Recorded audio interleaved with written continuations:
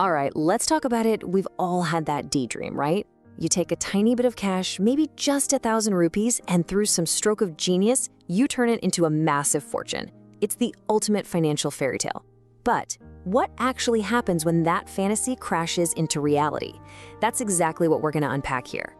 And this is the dream that gets so many people hooked. It's that little voice in your head, the dreamer, who looks at a small bill and sees a one-way ticket to financial freedom. I mean, it's exciting, it's powerful, and it's all fueled by those wild stories of overnight millionaires. Okay, but now it's time to pop that thought bubble. Because when you actually dig into the nitty-gritty of trading with a really small amount of money, the story, well, it changes a lot. The reality is way less glamorous, but honestly, a lot more useful. And this is where it gets really interesting. See, the whole experience of trading with a small stake isn't really a lesson in finance. It's a masterclass in money psychology. Every single click, every decision, it's all tangled up in your emotions and your own biases, especially when the stakes feel so low. So, let's just play this out. Imagine you make a killer trade with your 1,000 rupees. You totally nailed it. A 5% gain. You've just made 50 rupees. You're feeling like a genius, right? The next big shot on the street. Time to pop the champagne? Well, hang on a second. Before you can even pocket that win, we have to talk about the hidden villain of small stakes trading, transaction costs. These are the fees you just can't avoid. We're talking brokerage, taxes, other charges, and here's the thing. They don't care if you're trading with 1,000 rupees or 10 lakhs, they're fixed. Now let's say, just for this trade, all those little costs add up to 40 rupees. And trust me, that's not an exaggeration. For a lot of trades, these fixed costs can be a huge bite out of a small transaction. All of a sudden, your awesome profit isn't looking so awesome anymore. And boom, there it is. This is the brutal mouth of the situation. After those transaction costs take their cut, your brilliant 50 rupee gain has shrunk down to just 10 rupees. All that stress, all that risk, for less than the price of a cutting chai. Ouch. So, here's the key takeaway. When you're starting small, the market isn't even your biggest problem. It's the fixed costs. You have to pull off these massive, heroic percentage gains just to break even. Never mind making any real, meaningful money.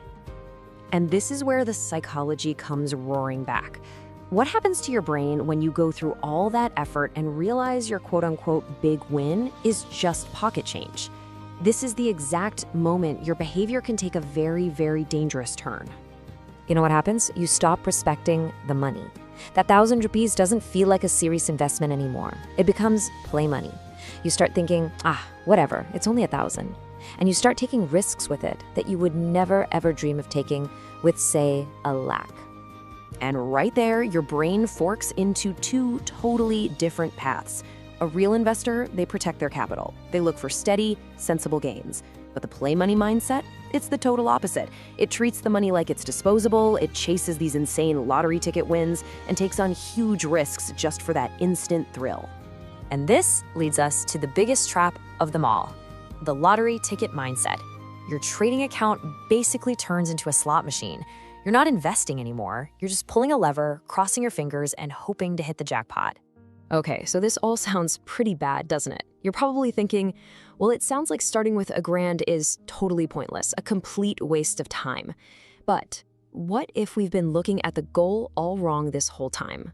Because here's the big twist. Starting with 1,000 rupees is actually a fantastic idea. It's a brilliant move. But, and this is a huge but, only if you have the right goal. The goal isn't to get rich. The goal is to get smart. This is the reframe you need to make. Forget about capital appreciation, growing your money. Instead, you need to focus 100% on skill appreciation. Use that 1,000 rupees as your entry ticket to the best classroom in the world, the actual market. I mean it. This is probably the most valuable shift in perspective you can have. That 1,000 rupees, it's not your retirement fund. It's your tuition fee. You are paying to learn, not to earn. And if you lose it all, well, you just paid for a very cheap and a very, very effective education. And what an education you get for that price.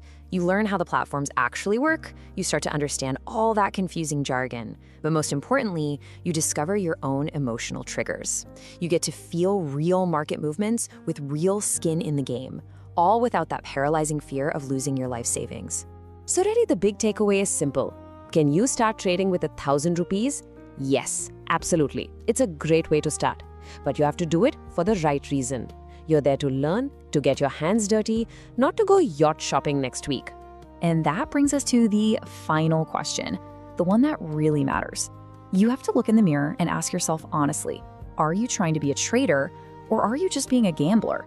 Because your answer to that single question is going to determine everything about your future in the markets. Let's discuss that in the comments section. And as always, thanks for watching Alux Live. Subscribe for more.